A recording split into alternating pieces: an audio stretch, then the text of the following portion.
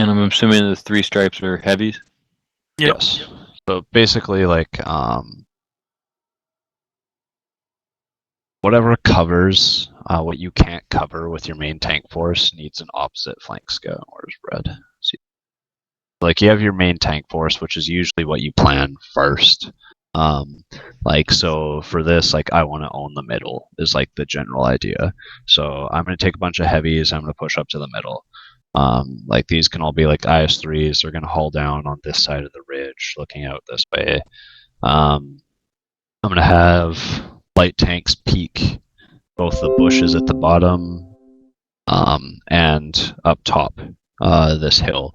So the only thing that would ever make it far enough back here without me spotting it is light tanks on their team, and they would have to go like to the very back immediately. They'd have to come up here and out here. That's the only way they won't get lit.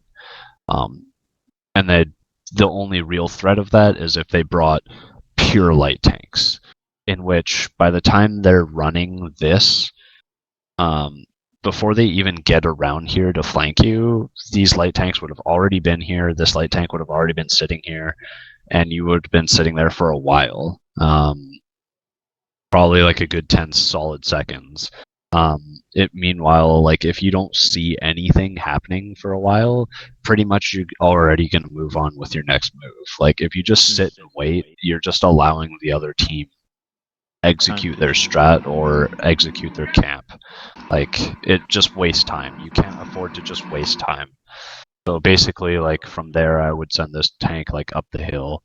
He'd kind of go up there, maybe to light around this side in case I missed that. At which point he would spot this by the time they got out there, and then you just push all these heavy tanks over here. I would have these heavy tanks start moving up. I'd have this scout just stay there, and I'd have these scouts come down here to check, like down around this way, like out towards these ledges, and then I can scout this really quickly. Now, all that basically, you haven't seen anything, right? I mean, obviously, yes. Tanks there, you don't keep moving. Yes, so that's assumed that I haven't seen anything. So, like, right away, like, I just immediately capitalize on, like, this ledge, this scout. I need another invite. And then I push all my heavies, like, out towards this side. But basically, right away, this guy's still watching this line. These guys would then come over here, so then they can look out here, down here, all this way. And this guy, by the time he gets up to the hill, he might spot them coming in. So, like, okay, say they have 10 light tanks and they're all crashing around this way. At worst, what's going to happen is I wouldn't have brought this already anyways. There's not enough tanks for the strat that I want. They have 10 light tanks coming down here. These IS-3s won't be here. This tank will spot them coming in this way. And now all you have to do with these 2 tanks is just go get on cap, take all these IS-3s and push them up along the ledges here, take one IS-3, run them down up here, and then this scout right here now just runs over to here and tries to stay alive. Right? So at least user joined your channel. So that makes sense. All you can do is, like, if they don't come try to kill you, you can immediately just work on resets, right? If they try and come and attack the IS-3s, like, you pull down right here and you just shoot them as they run in, and then you have scouts right here too. So then all these scouts just come over to this side. Your IS-3s are here, and now they're just pushing into a pincer because now they need to attack the IS-3s and swarm them or swarm these guys. And either way, they're going to get shot in both sides along the way in. Okay, user disconnected from your channel. Like, the tricks with calling,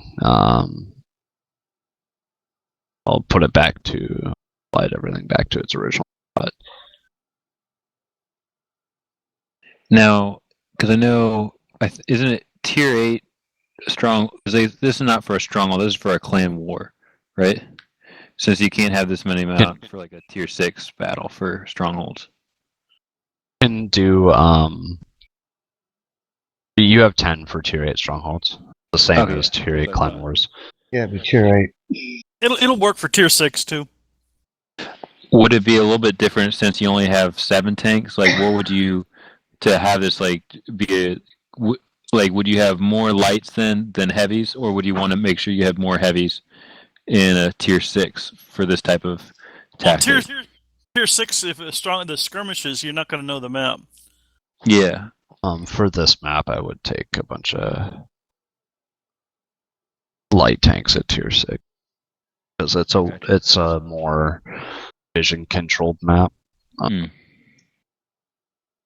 we've been in this situation before, and here's what normally happens to us. That light on the one line, by the time he lights something up, it ends up being 3 or 4, say, T-54 lightweights, and they roll in and take him out. And then when we react, we got heavies coming up, that 5-6 line, and we end up getting trouble. A lot of times we have that light protecting our flank, watching the flank. They end up getting killed, and then we end up without any vision. Well, that light might be too far forward. If you look where he's got that light, that's in those rocks in the back versus at the corner. Right. Lots of times, well, guys are just overextending themselves. Yeah, really don't have particularly the lights. they do, you know? Yeah, because Now- he's got the same vision whether he's in those rocks in the back or at the corner for all intents and purposes. Now let's say, like, perchance that, it's kind of one of those matches where they're far better in their eyesight than your team, and like your lights get destroyed. What's the best way to, overcome that? Since we don't have, we're paid, as Livewire was saying,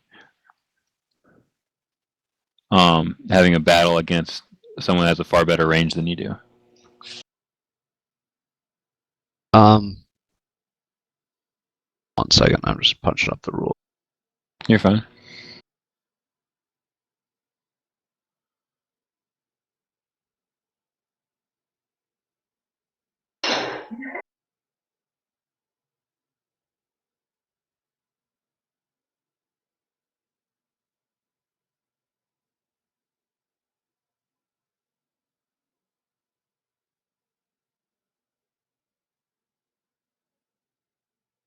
Okay, so like these are like all like pretty much basic rules to calling. So like to start with the top, like we have our opposite flank over here. We don't have arty because the strat that I want to execute, I don't think we'll need arty. We got a bunch of heavies. Break a camp. We got a bunch of U range. This map is kind of hard to camp. I don't think we'll need arty, and we have airstrikes if you need. Anyways, I have my main tank force. They're set up here, and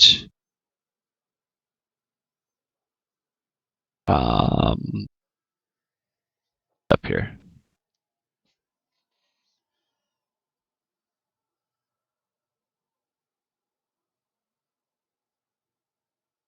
Next. Okay. Never mind. I can cover that. So basically, I'm not worried about them camping, or we'll have airstrikes, and that's that. 3, what your main tank force is doing. So I want to own the middle of the map.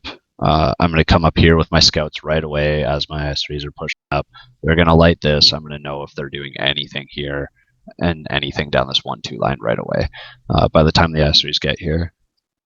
Basically, after the initial strat, what are your next actions? So if nothing happens, what do? You have to have an idea for the next part. So like if nothing happens, what's your next idea? My idea, take this guy up here, push these IS-3s over this side, and while they push over to that side, I'm going to push the scout over here, they're going to scout.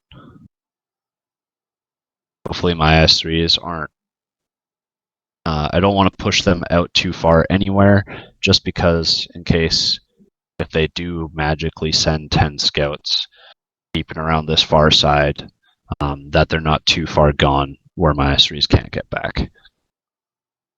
So number 5, the worst counter to your strat. So like if you're 5 tanks, that your original setup's right here, what's the worst possible thing that you can come up with a counter strat to break this?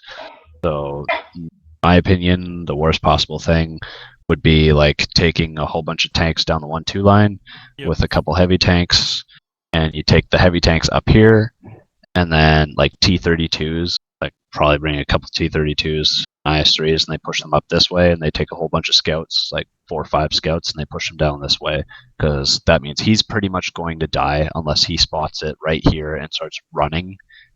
Get out. If you have a good scout player, he'll get out of that, because he'll be in these rocks back here. He'll spot the scouts coming this way, and he'll be able to bail out pretty quick. If they're really good at scouting, they'll be able to get in these bushes and push up pretty far and get lit right around here, at which you won't really get out. He's pretty much done. So that's pretty much the worst counter, because now if I come back to reset when they push to go fast cap, they're going to clock these guys here. So basically, is already getting pointed in his direction he wants to run away from. He'll set up, and then he'll rotate his tank so he can bail instantly, and he doesn't have to rotate the tank. Yeah. So basically, what would happen is if we now go back to the original strat, and you also want to keep time management like in the back of your head at what all the time that this stuff would happen. So worst counter possible. We're still set up like this. All of a sudden, all these scouts pouring down here. My instant reaction would be like 2-3 scouts start running. 2 scouts run into their base on cap, and then all these IS-3s this way. My other scout out here to check this. So basically, they have all their tanks pushing down this way, and they have their heavies here. So basically, that would be my next action to that worst counter, right? So that these 2 scouts are going to run and get on cap. They're going to push scouts into my base and cap, and then we're going to deal with their heavies. So the extra scout here is just going to come around and flank. These heavies are all just going to push straight down onto their heavies and try and kill them, pretty much. What are you going to do about the lights that are in your base? The lights that are in my base, yeah. I'll deal with them when they get there, right? So like by the time this guy sees this coming, I'm already going to flex these heavies like out here. Right. So these heavies will get out here and probably get a couple shots. User entered your channel. As soon as you spot, I'm immediately putting my scouts over here, like immediately running them out. So if I don't see anything over here in your base, I know like your whole team's coming this section. So then I'm going to have 2 on cap, and now you have 45 seconds to bring something back. I'm going to light your heavies too at the same time, and your heavies aren't going to make it back. I'm going to make sure of that. Your lights probably aren't going to make it back because the heavies are going to crash down into these guys. And then you have your light on that edge, right? Yeah. Basically, all they have as an option is to guarantee they cap, because they didn't leave themselves any option to reset. User disconnected from your channel. I'm forcing their hand at basically making sure that they have to make their cap count. And basically all you do is, okay, so this guy just tries to stay alive and continue the lights while he does. And then these IS-3s are just going to come right here. They're going to pop shots into these guys initially. You're going to push the heavies. These 2 lights are going to go on cap. And then this light, I would just bring them like, if I really need resets, I'd bring this guy over to here, pop these heavies. If I really need to do damage, then I can always pull this light away and make him disappear. This light can just easily come all the way out here. And from right here, you can have resets at this whole base. This spot right here, you'll light this and you'll reset. And then all this light has to do is make sure he stays safe and reset. If they have like a camo net or something, binocs, and they light your guy or whatever, and can always take, these IS-3s, generally, if they're sitting like out in the back here, they're going to get shot. So between here and like this line, they're going to get shot on cap. So at least with the 2 scouts on cap and me fighting their heavies, like I don't have to necessarily win this battle, right? Like if I can win this battle and they're too slow to get on cap, I win. Because now I win this battle, now I have time to reset you, and there's no way you're coming back to reset. So and now I can just take this scout and just run him over to get reset on you. And all I need is the 1 reset, and it's game. If they do a really good simultaneous job of it, and they push these heavies, they get on cap really quickly. Basically, I just need to make sure that this is my winning strat, capping this, and that you win this fight. So if you don't have time to necessarily win this fight with your airstrikes and stuff, which you should, and outnumbering them with heavies or whatever, depending on what they bring, can always break off a tank to go reset. Right, so you can get one tank, like he can go back for resets. One of your IS3s fighting with this group can just go back here for reset on this side, and they can just spend their time resetting based on what's happening here. But it's all highly situational. You may choose, that you don't want to push two scouts on cap, and that you may just want to bring all three of your scouts this way and all your IS3s this way, because then when you get to fight this group will die really fast. And then you can just run your scouts right up to the base and have all your IS3s right here, and they'll just start shooting these guys. There's always multiple options that are open to you at the calling field. There's never like a limited option. So the more creativity and the more information you have as a caller allows you to have more options as to what you can do in back. So the sixth option, again, is capping is always a tool. So if they're, down here fighting, a big push come down here and like bunch of heavy tanks coming up this way or something like that, you just bring your IS3s out here or out to this side. Sorry. You bring a whole bunch of your heavies out here. This scout can just keep spotting down here, and then you can send these scouts. Can leave a couple scouts out here. You can push them over to cap, basically, for capping is always a tool. So you either have the option of like leaving these scouts here back, so if they try flanking heavies this way, they'll just get shot. But you can also just push however many scouts you want onto cap. Typically, the lowest amount of tanks you want on cap usually is 2, because 1 takes a long time to cap, and that gives the other team too much time to think. So if you have 2, they only have 45 seconds. If you have 3, they only have like 30 seconds, like 32. But so with that in mind, depending on what you see, scout is also that option. If they're like really heavy, then by all means, I'm going to take all 3 of these scouts, go put them on cap at the very back. So now you have to climb this ridge, and I push all my heavies right here, so you can't reset from this ridge until my heavies are dead. Otherwise, they're just going to focus you on the side.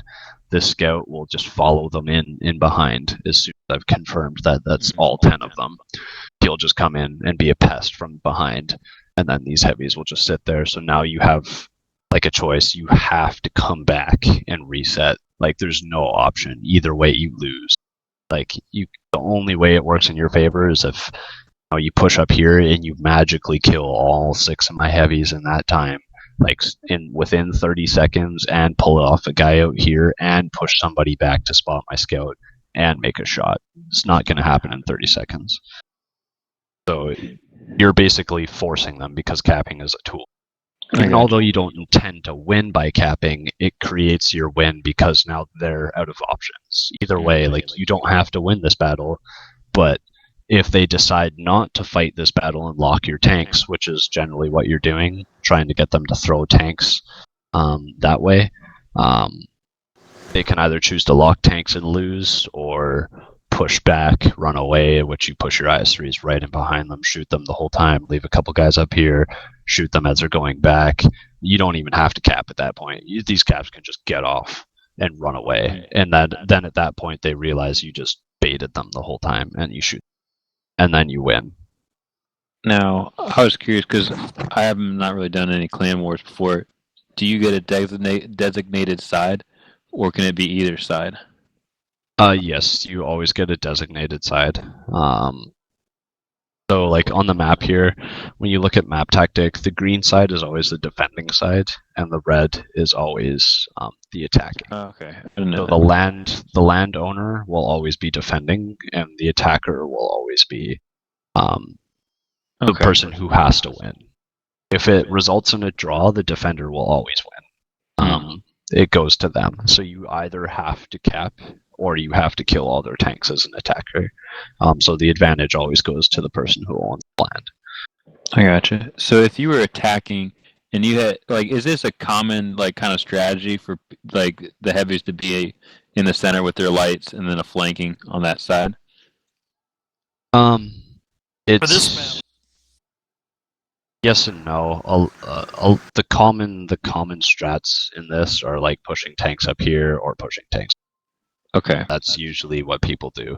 This takes a long time, and if you don't push like all your tanks or like 80% or something, like if you push like half your tanks this way and the other half out this way, like my scouts are going to spot that. And all I'm going to do is I'm just going to leave these scouts here just to pop a couple shots. The guys running this way, if they can get them. If not, that's fine. As heavies get here, like if I spot, depends on how much I spot, right, too. So I spot like, say, 8 tanks or 9 tanks. I see like a lot of them come up here, and then I see a chunk of them break off this way. I'm literally just going to drive right into this group and kill them. Because now all these tanks that are outside this hill, you're cut off. Can't do anything to support these tanks without stopping and turning around or pushing through and coming all the way back. At which the entire time you're doing that, I have numbers advantage and guns and hit points, and you're losing. With that same fact in mind, I can always take this scout and run him out. Like, okay, so it'll be a 1v1 scout battle. If you have enough confidence in this guy that he can 1v1 another scout, you're always going to just take him up and be like, join the battle up here. Or run into cap or whatever you want to do with them. I'd probably just have him run up this way and check out this side of the base just to see what's out there. And then he can always go back and reset if like they end up just trying to push into your base and come cap. But I gotcha. So with that in mind, so I'm assuming that tactics for attacking and defending is very different. I'm assuming. Attack defense is like the 2 caps and stuff like that. The problem with attack defense is it's really based on the attacker's side. There's two cap points, so basically you're trying to bait and pull with cap points. It becomes a lot more complicated with 2 cap points. Is it basically opens up a lot more options. But basically, like with the rule, like when you look back at these rules, calling, like as long as you follow these rules, like your cap should be fine. All right. So, or like your strat should be fine. So, you guys have your own map tactic. You should probably like make one right now if you don't have one, and then you can just design a strat, right? So actually, we'll have the callers do that in this clan right now. Right. Just make a map tactic, and then an account if you don't have one. It's really easy to set up, and then whatever map you want, and then just follow these rules. I'll leave this one open so you can just come back and look at these rules, and then we'll just go over your strat to see how effective it is. And then I'll come up with a counter strat, and you can kind of sit there and think about how you're going to react to it. So Mustang, like, what if? Oh, sorry. Go ahead. Oh, I'm just going to ask on this setup here you got. Now, you recommend these lights be all T54 lightweights, or? I would use 54 lightweights, tier 8. 1390s have bad accuracy on the move, and they're clip reliant. So while they're clipping for like 33 seconds, they're kind of useless. The T54 lightweight has the most health, the most armor. It's really accurate. If you 1v1 a 1390, the only way a 1390 will win is if it hits you with like pretty much all its shots and you don't ram it. If this scout on the one line were to run into a 1390, like say your strat is to have this scout, instead of sitting here to watch this, is for him to run up here and take this. If you were to run into a 1390, I would take this lightweight and ram him. If you ram a lightweight with a 1390, like full on, literally shoot him once and he dies, you will do like 900 ramming damage to his tank. That's the only way the 1390 wins. And the 1390 also has to be close enough to make sure it can hit its shots with its clip, at which the 54 lightweight will out accuracy you from distances, and the 54 lightweight can also hull down.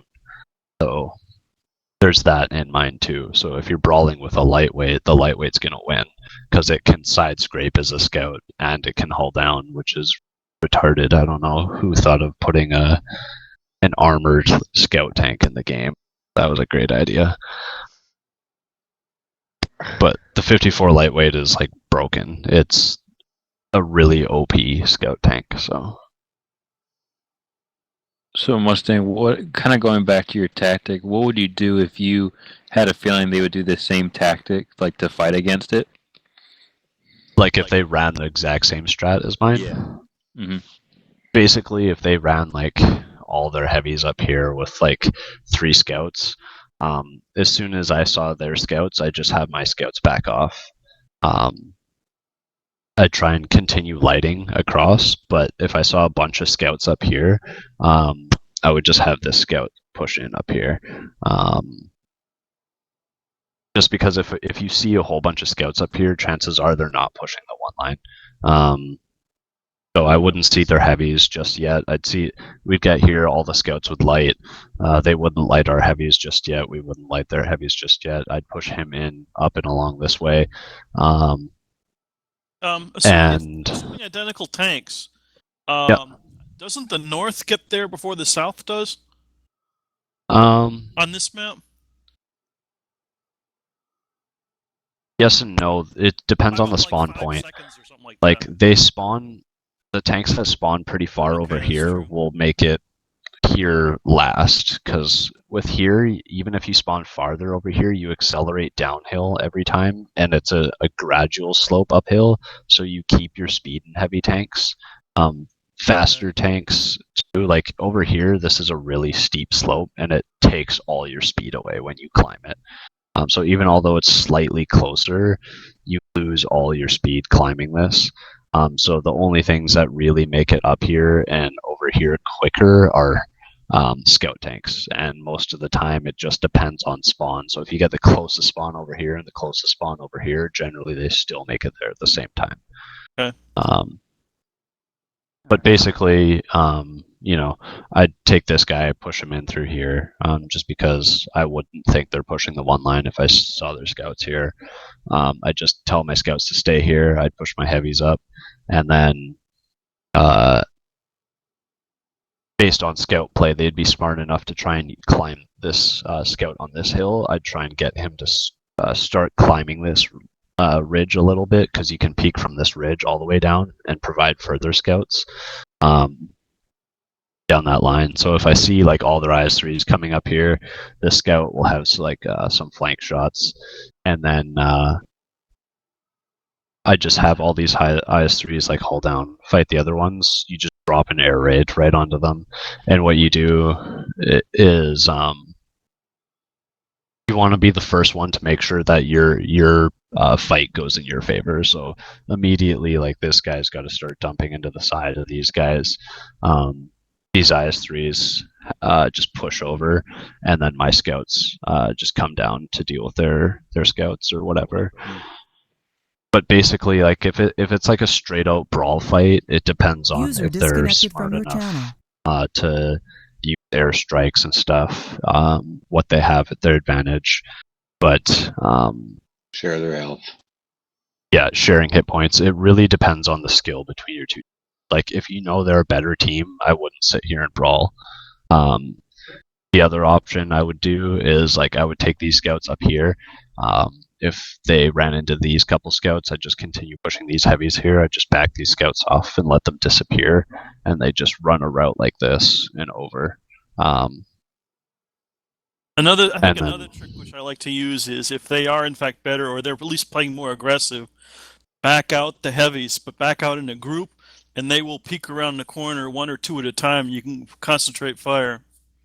The problem with that, if you do it over here, is this corner you can hull down, so it won't matter. Like, an IS-3 can peek this corner, hull down, and shoot at all these guys back here and not take any damage, because you'll bounce off his turret.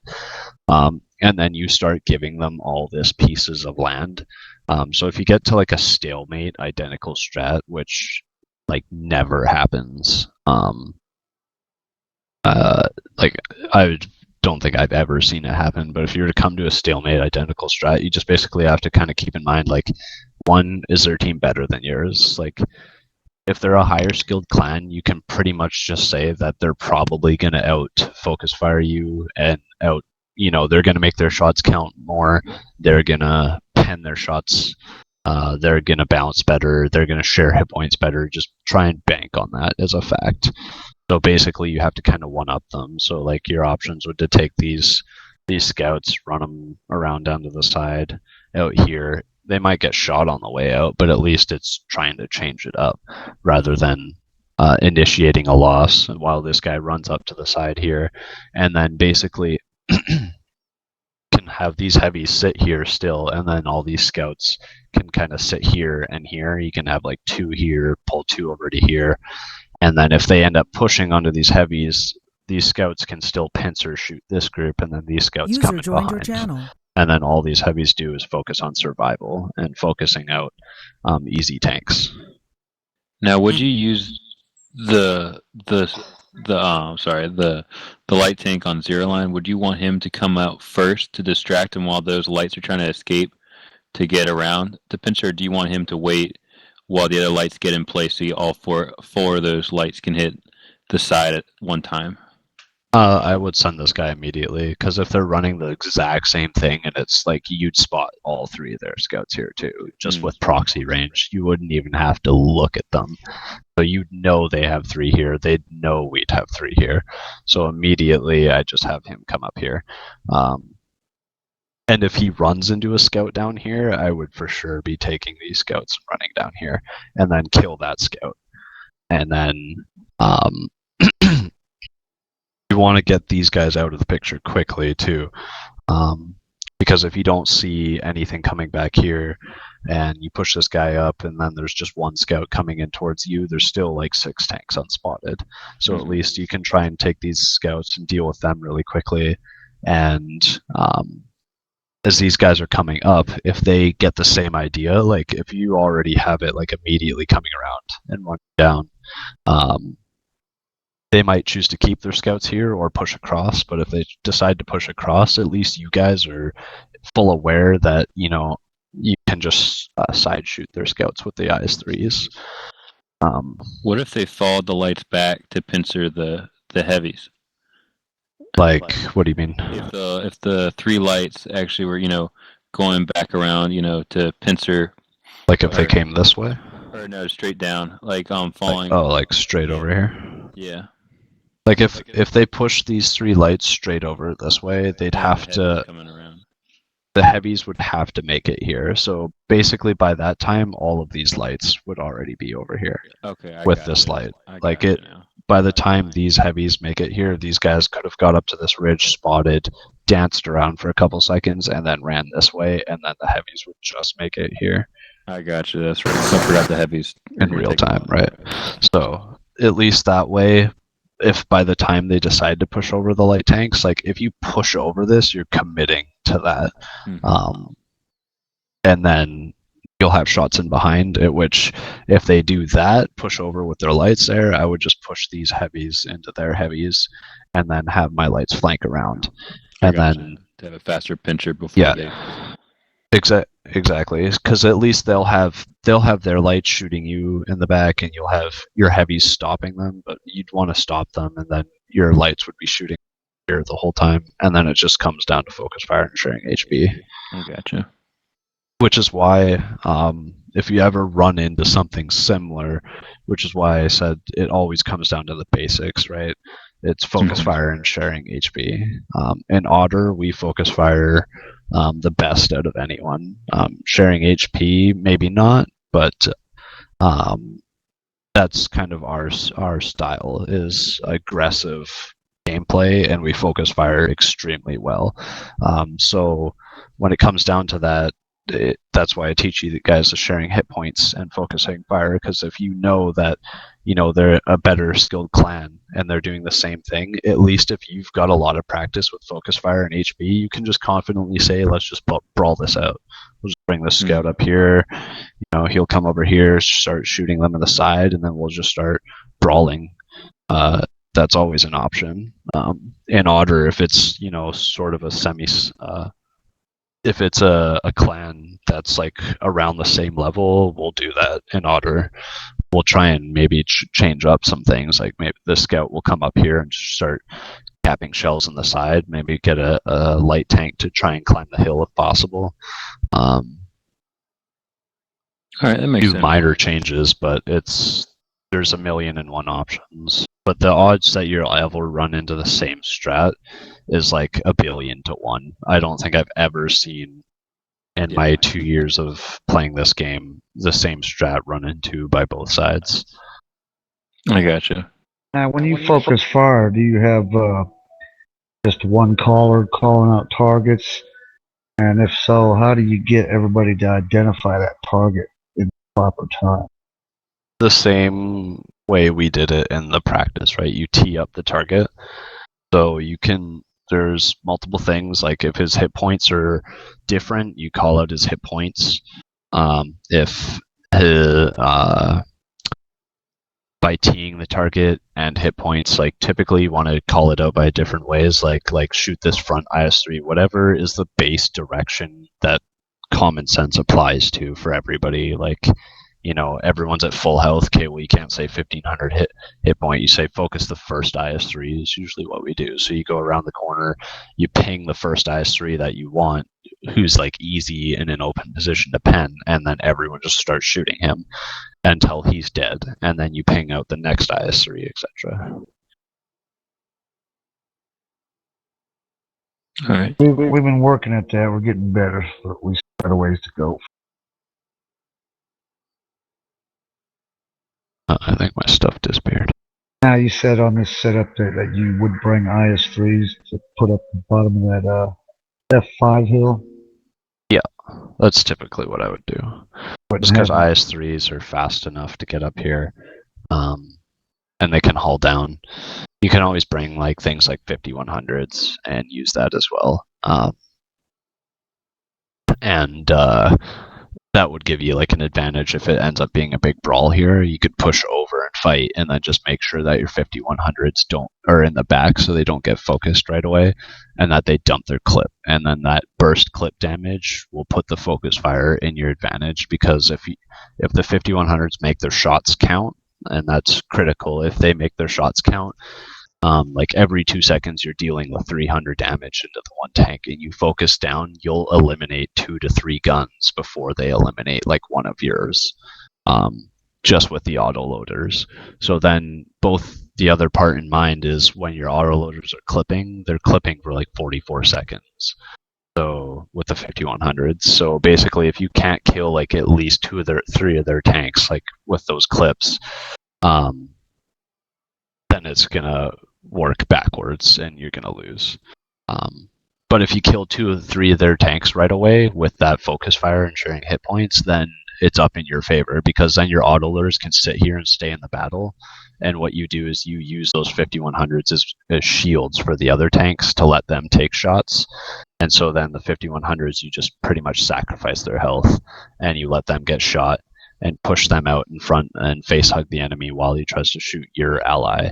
And then you continue focusing down with all your other tanks. And because you're up those 2-3 tanks, you're getting those extra 2-3 shots the entire time, and your autoloaders can sacrifice their health while they're clipping.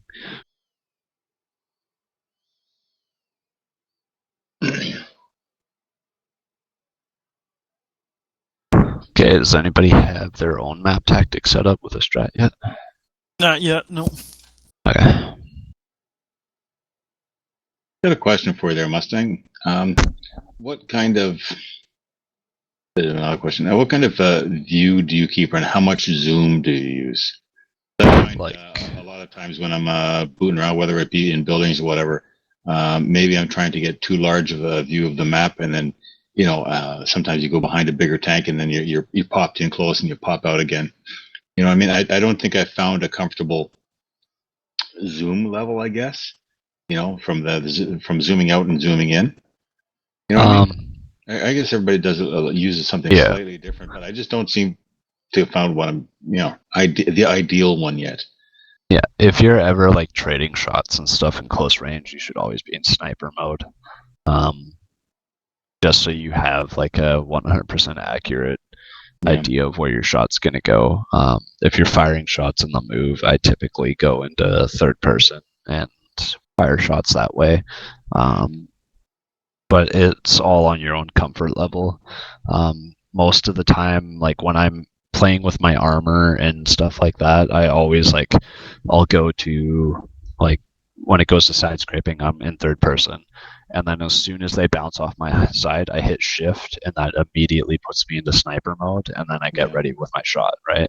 So then I'm just working that way. So third person I always use for maneuvering my tank and bouncing and driving and all of that. And then anytime I'm firing where I need to make sure my shots count, or like in close range where you're focus firing and tanks are moving around, I go into first person as well. The only time I wouldn't is if it's like you're pushing a bunch of medium tanks or a bunch of fast tanks are running around and swarming.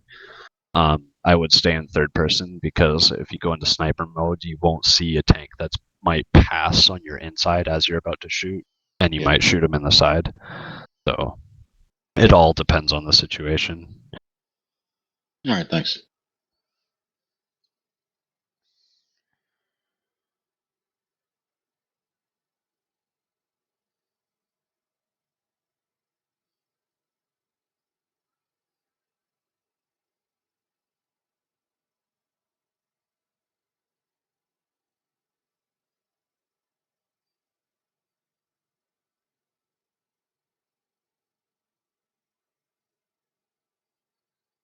So if you were the attacking team for this map, what would you want to do as they're doing their trying to make that map thing? What would you do as an attacking opponent? As an attacking opponent, it all depends on what you have. Yeah, what I have. But typically, I just want to run an aggressive strat. Like, you don't want to run the same strat over and over, just because teams will pick up on the strats. And then they'll one second. Way to counter it. Exactly. They'll know if you've run the strat before half the time, or like if you're in a tournament where you keep running strats. Like, basically when you come fight the landowner, you want to have a different strat. So like if you're fighting people along the way and the landowner, like, people cover stack, if people cover stack, because they're trying to prevent you from beating their landowner, and you beat them, you want to have a separate strat prepared for when you come fight the landowner.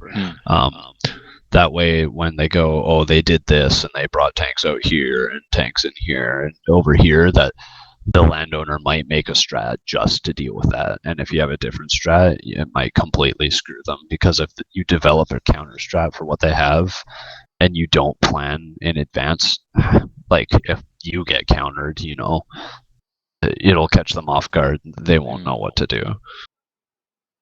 Have you ever done like bluffs as a defender or an attacker? Like, doing some of the same ideas, but then doing something completely different? Yeah, like a lot of the times, like, you can take 2 or 3 tanks. Depends on, like, this map's kind of a little hard to get away with it, but what I've done is, like, I took an object 140 one time and ran him up this way, and then I took 5 bat shots around this way. And then I had a bunch of IS-7s and 50Bs over here, and basically, like, I pushed this 140 in. They had a bat shat come in. The bat shat doesn't get loaded until about the hill, so the bat shat's trying to chase this guy up the hill. A whole bunch of tanks kind of come in, following in behind them. A bunch of faster heavies like IS-7s and stuff like that, and they come in and take this guy. They're trying to chase down this guy, and as soon as like all the mediums get in here, my bat chats are right here clipped. So the mediums kind of stop as soon as this 140 makes it up here, stops and turns, and then I have 5 bat shots with clips, and I just start focusing you out, and then I push in my IS-7s and 50Bs right in behind, and I just start blasting you on the side and clipping you out. So basically, it's like a bait strat. But you have to predict like a 1-2, otherwise it won't really work. I gotcha. So there's strats that you develop just for those reasons. How do you like learn to predict like where you think they might come from? I know you're saying like with this map you have only those 2 lanes are really the most predictable. A lot of it is like what you see with tanks. Like there's 2 tank compositions people are generally going to use as like tier 8s and tier 6 is like light tanks and heavies, and if they use anything else like TDs and stuff like that, they're generally pretty much camping.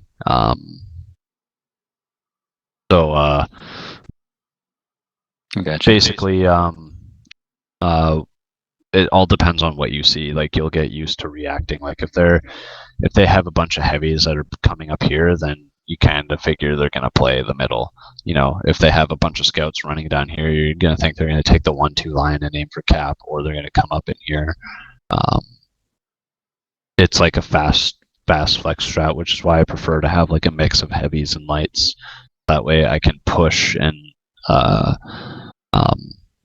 brawl if I need to, and I can flex and reset and cap if I need to. So the more flexibility your lineup has, the better.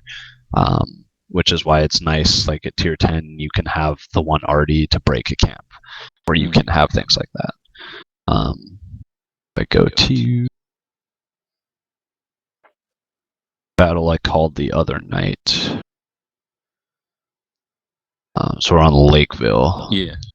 So for like a tier 10 battle, like what we did, so we were attacking MO. You guys know who those are. I think so. It was a stronghold raid, but yeah, they're like another Unicum clan. And basically, we're attacking their command center. We just beat them twice in a row, and we're attacking their headquarters. And again, they're on defense, so if they ever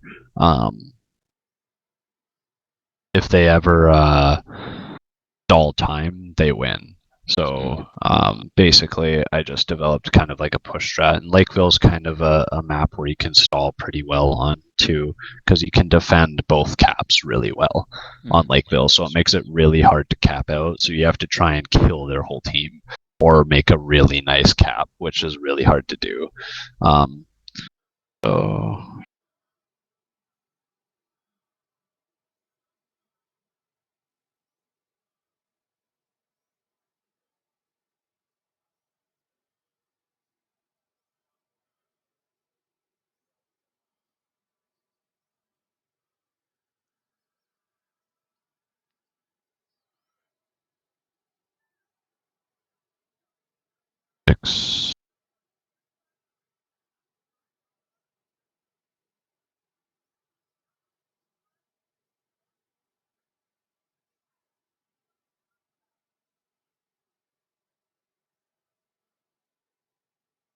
Yeah, so this was my strat for like last night, or the other.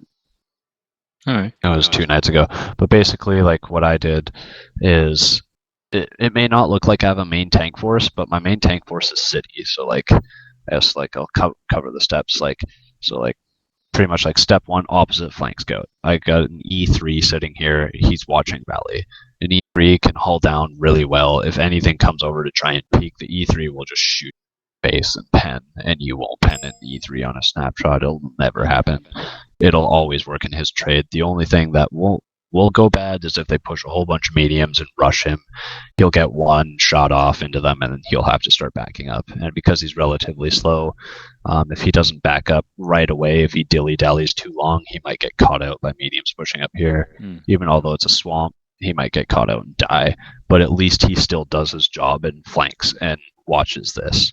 I gotcha. I had a T22 medium push up here in the middle. User left your channel. Typically the regular tank is a bat shot, but the T22 has good side scrape armor, so I used that. Had it sit here just in case if he ran into the middle versus a bat jet, he had survivability on his side, and hopefully he could bounce at least one shot. That's all he needs to bounce, and then he'd win against a bat jet. And User to scout disconnected this, from your channel. so if they're pushing across here,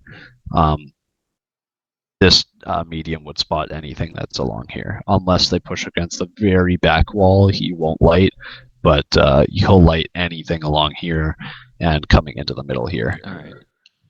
I had 250Bs out here, my Conqueror gun carriage out here, and 3 other Russian mediums out here.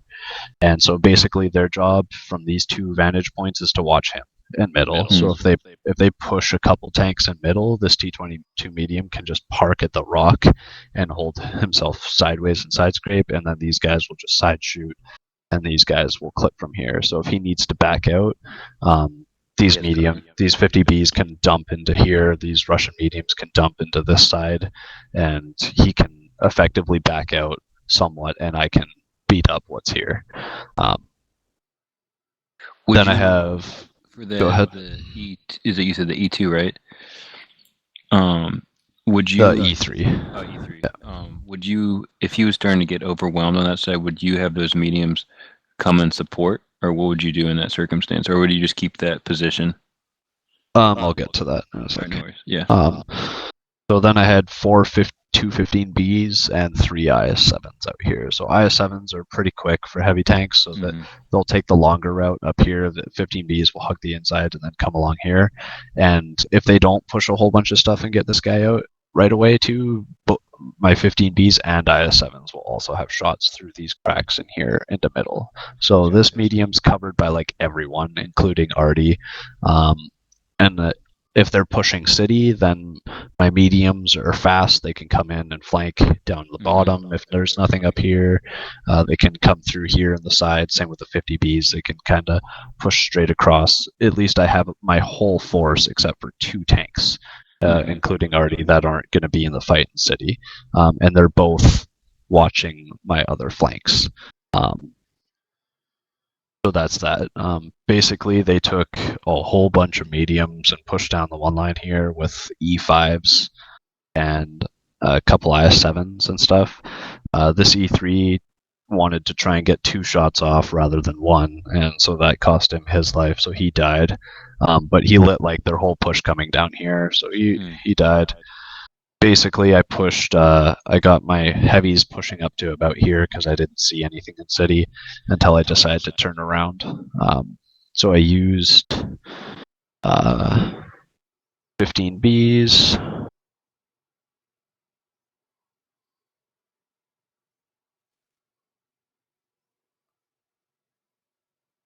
With the 50Bs as well. Oh, this ping marker makes it.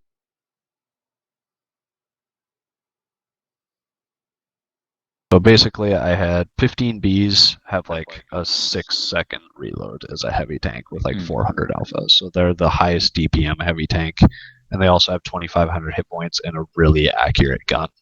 So basically, if they were to come on cap, I would have just slaughtered them. I pulled these 3 IS-7s down over to here.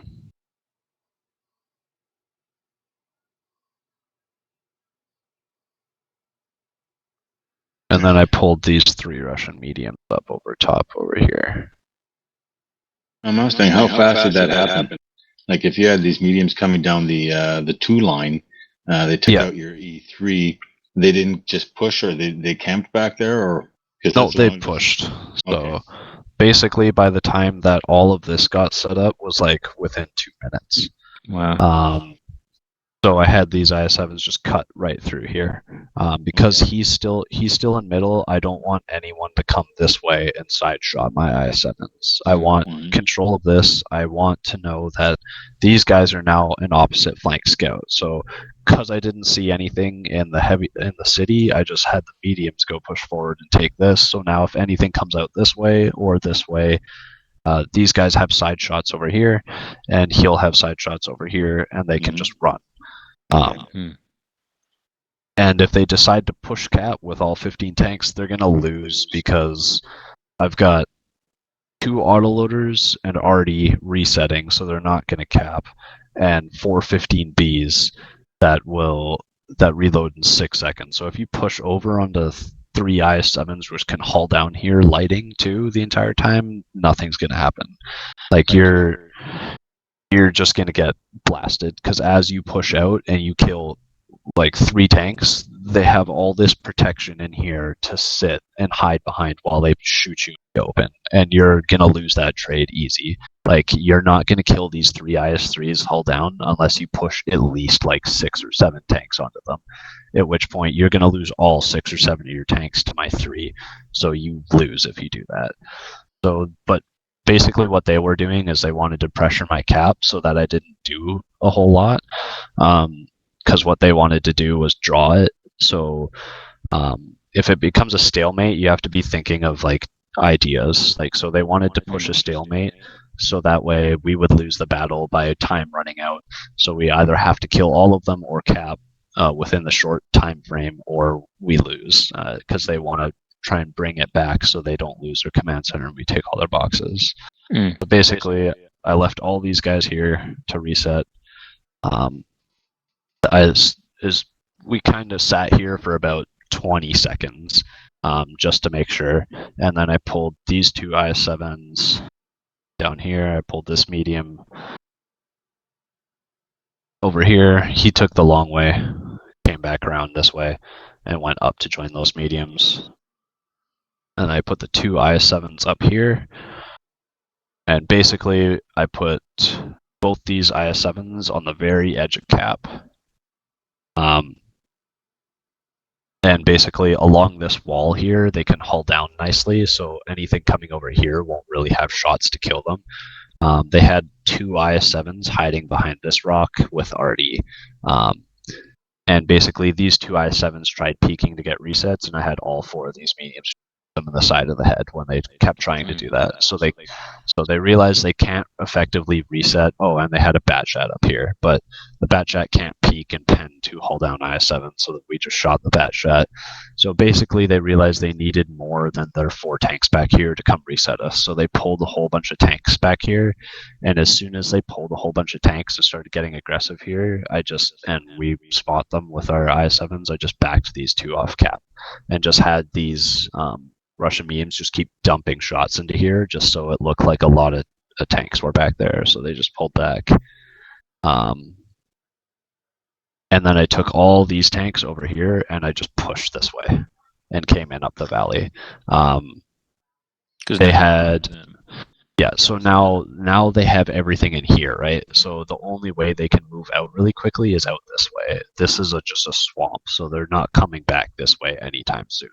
And this IS-7 was still spotting this base and spotting like a decent amount of tanks. So I knew they wouldn't push out this way unless they knew where these guys were. And they had no idea these guys were sitting here. They only knew where this IS-7 was and these IS-7s, and at least that some tanks were out here shooting. That's all they knew, because these guys hadn't been lit. They were just sitting here lying in wait. So then I take all these guys. I pushed 50 Bs,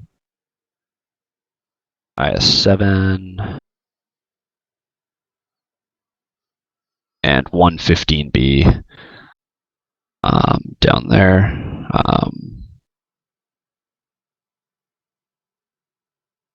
So basically when all of them kind of pushed, I just had all of them kind of come over here, push, and clean up this. I killed 3 of their tanks. 1 of their Batchats got away over here, and I killed 3 of their tanks. Now we're up 3-1, and I just had Artie just lay suppressive fire on this area from his spot. And then I took 3 of the 15 Bs from here and pulled them up the middle road, because these I-7s got relatively a little low on health.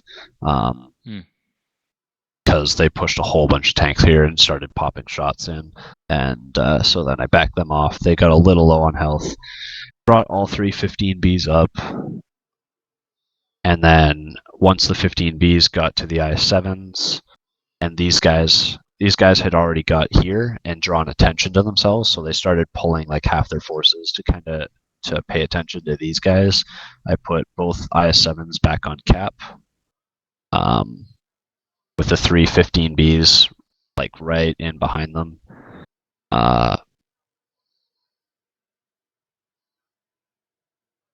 So that way, like, if they try and peek at all, like, I've got 5 tanks now ready to shoot. And then these guys have shots at anything over here. So then now they started committing their forces this way and a little bit this way. And I just pushed these guys right over and then these guys in at the same time and pushed these mediums.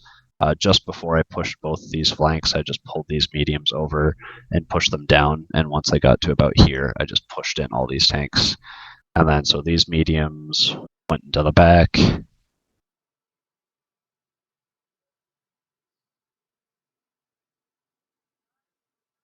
And basically what we had is a pincer, because now their whole team's in this area. So now these 4 mediums cleaned up these 2 IS-7s really fast.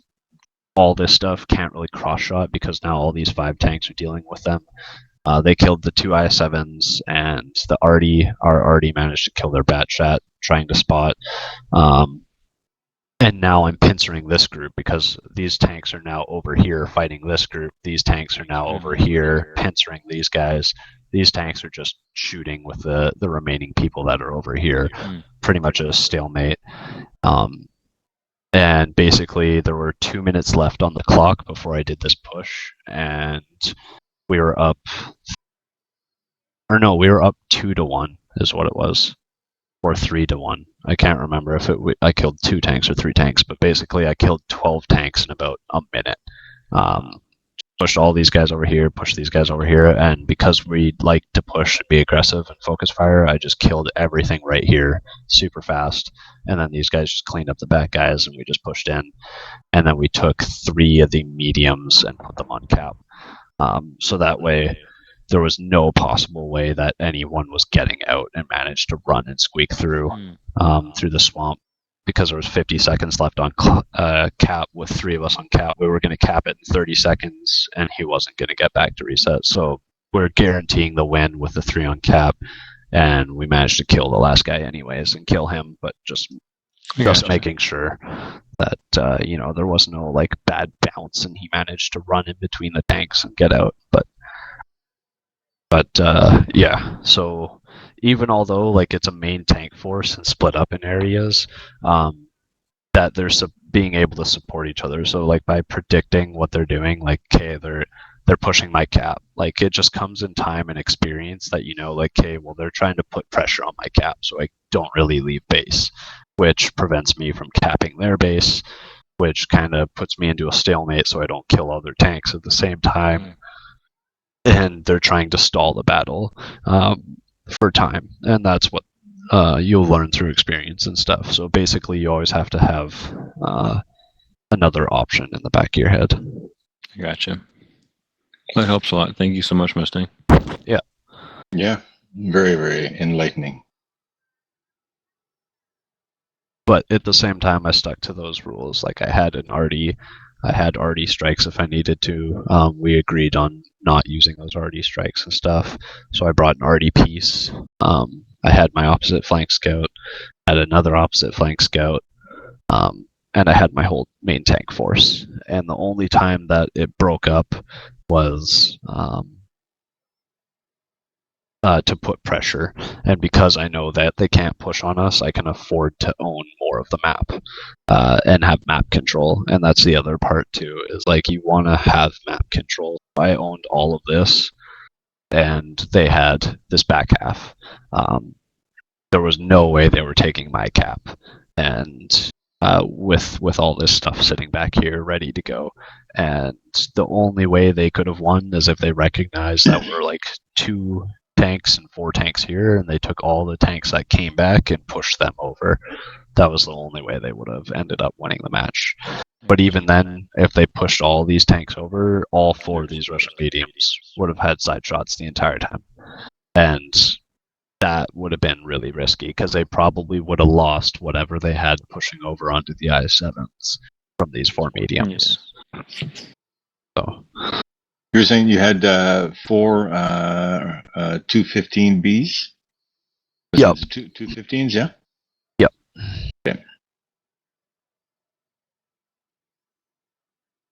Yeah, 215Bs are really nice because they have 2,500 hit points, so they can take a fair amount of damage before they go down, and because their accuracy and aim time are extremely low User with a high disconnected from your pen channel.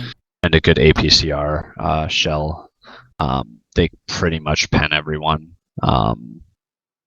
And it's basically like if you ever need your shot to count, you're going to make it count in a 250. It's really easy to pen people. And because its reload time is so fast, if it ever becomes like a focus fire war, you're going to win with 250s because got more hit points and a faster rate of fire. Unless you bounce your shots, you're going to win. Okay. Excellent. So tank selection's Yeah. pretty important. Yes, it's extremely important based on the map.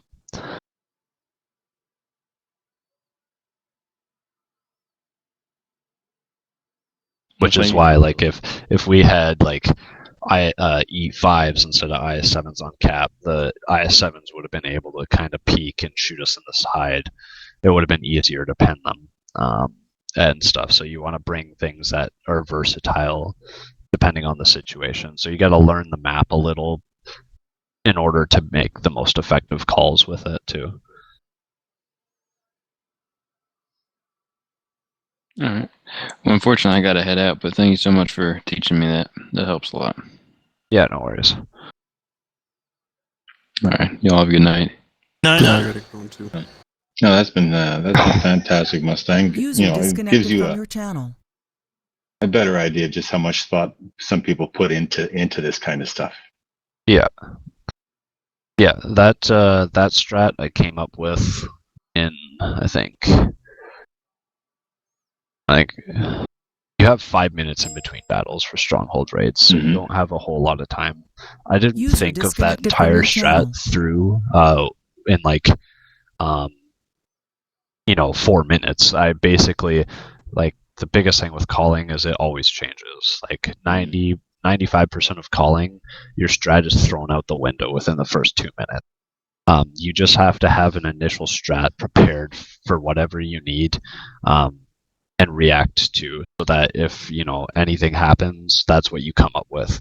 You're coming up with your initial strat, and if what's the worst thing that can happen, and can you counter it? And if you feel safe and secure on all those zones, then you're good to go.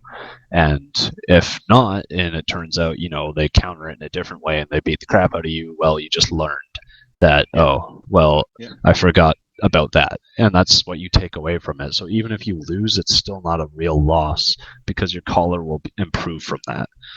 So every time you lose, if the caller plans out like a real strat, he'll only ever learn how to make it better or what didn't work. So it's we didn't know. Let's say, because we've come up with a few strats, and we'll come up against an average clan or a below average clan. Works like a charm, but then we'll come up against, say odd, or they just make the plan look like it was a bad plan. Yeah, and that's what I was telling the guys the other day, talking about coming up with certain tactics like a playbook, and we have a hard time evaluating these plans, knowing if they're actually good or not. Well, I don't know. Yeah. I think the most important part is the execution, the focus fire. Well, right, that all plays a major that part makes in the it too. difference. And Yeah. tank choices. the biggest difference between, like, you can't come out expecting to win against a clan like us. Like, it's can expect to come out, trying to hold your own for a bit and like maybe take out 1 or 2 tanks and make us actually have to work on you rather than us just rushing in and killing you. That's how like that where we actually had to kind of step it up to kill you. Because most of the time we'll just run in and just YOLO and kill everyone. And if we lose 3 or 4 tanks, it doesn't matter unless it's a clan wars battle. Then we try from the get-go. But like strongholds and stuff, we'll just run in and focus fire and share hit points and out DPM you and use the skill differential to beat you. Yeah. Which we was going to ask you, we ran into you, I think it was last night or the night before, in Tier 6 skirmish. We killed you. Yeah. We was wondering if you let us do that, or... That was Like a suicide run. Yeah, it was Yeah, basically it was like I just jumped in and then I was going to capitalize on the one tank or two tanks that I saw from the side because we were just pushing all their tanks around through the middle anyways. And I was just going to turn and bait the tank that came into the middle. And if he turned to kill me, the other guy on the other side would kill you. But at least with my death, I spotted all of your tanks right there. So, and I bought enough time while sitting there that because I didn't die like right away, it took you guys about 20 seconds to kill me. By the time that you killed me, the rest of my team was already pushing in on you. So you didn't have time to recover from killing me until the rest of my team had flanked you. Which is what happened in that battle. So like even although you got to be aware of those things too, right? You want to know where the rest of their team is because if you ever commit on a tank, it can be really dangerous because it might be a bait at the same time, like that 140 strat up the hill into 5 bad shots, or something like that. Like if you can't get me out right away, it's not like you have to kill me right away. I would have definitely went go kill that guy, but at the same time you got to make sure that not everybody commits in onto one tank because if nobody's looking down the other lines, you're not going to see the other tanks surrounding you while that's happening. If you have a tank or two, like 2 other tanks looking down the other lines, and you have like 3, like even 2 tanks come and flank me in the middle, that's all you need to kill me because I can't turn my tank 180 degrees every couple seconds to deal with both of you. You just have the one tank in behind shoot me in the rear, and then when I turn my turret to look at him, if I ever do, you just have him hide and the other guy in front of me come out and peek and kill, right? Because I was in a trapped zone.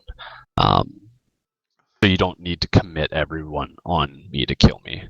So basically it was just pretty much like if you had everyone there, it was like, oh well, my death doesn't really matter that much if they commit everyone, and if you don't commit, then I'm going to kill your other tank by flanking it right away. So where it comes, you're the cannon, sometimes you're the fodder, right? Yeah. So where the difference is that I wouldn't have done something like that when I know it's a really good clan or something like that, right? Because I know they know better to commit. It just comes with time, with experience and stuff like that, that it will pick apart your best strat just because we know the maps, we know how your tank plays probably better than you do, we know how our tank plays, we know the disadvantages and the advantages of pretty much everything on the map in our given tank versus your tank, and where we can and can't go, and who we can and can't pen, and what needs to happen in like a matter of split seconds. Like all of that just gets processed through our head. And when you start getting better at the game, you're able to understand like all of these minor processes really fast. So. One of the last question from myself is: do you guys have any no, I'd call maybe teaching aids? Do you guys use cue cards? Do you test yourselves on tanks? For things like that. What's the speed of this tank? The front armor on this, the turret armor on this, the side armor on this. What's his pen rate? Rate of fire. You know what I mean? It's just I find myself seeing too many tanks, and maybe it's because I'm older. I just can't remember that shit. I just can't.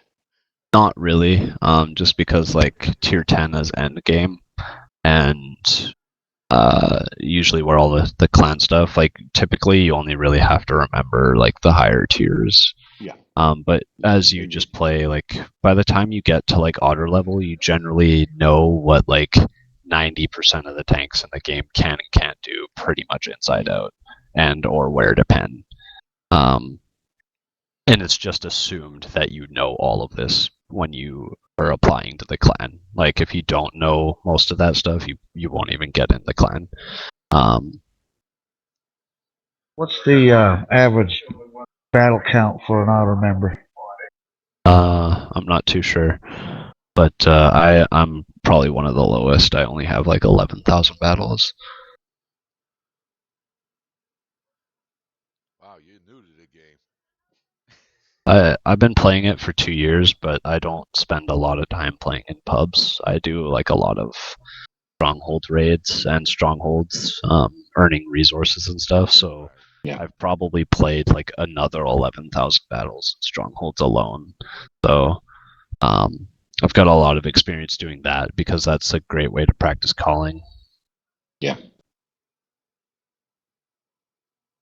Well, it was good, Mustang. Looking forward to the next one. Yeah. Definitely enjoyed it. Yeah, for sure. What's next week?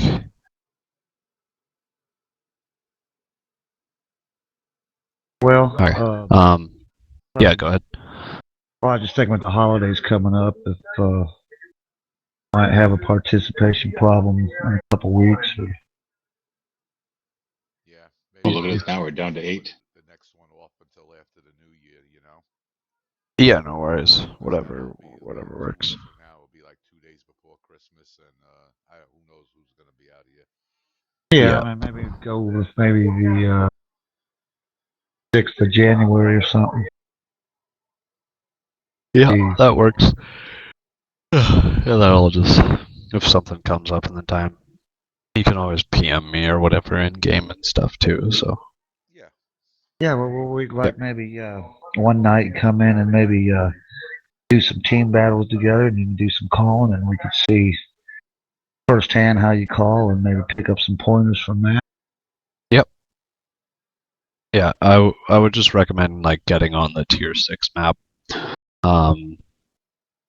Have like if you once you start doing clan wars and you have people and you're on the tier 6 map making gold and stuff, you can always recreate like a forum post and like show your map, take a screenshot of the land you own on global map and stuff like that, and that really recruits some members. And then a lot of the experience and practice that you'll get will become from those clan wars. You'll learn really fast. Because experience is the best teacher firsthand.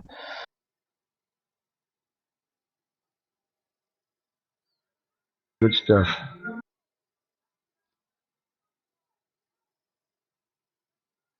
All right, guys. Again, thank you, Mustang. And I'm going to be shutting this thing down, and I'll catch you out here tomorrow. Yep. Indeed. All right. Yeah, thanks Have a a lot, good Mustang. Yep. Yeah. Yep, no worries. 34-letter word tomorrow. Huh? User disconnected from your channel. Got that dirty 4-letter word tomorrow. Work. Oh, yeah. User disconnected from your channel. What's that like there, live? I'm fucking with you, man. Yeah. Retired yet? More or less. More or less.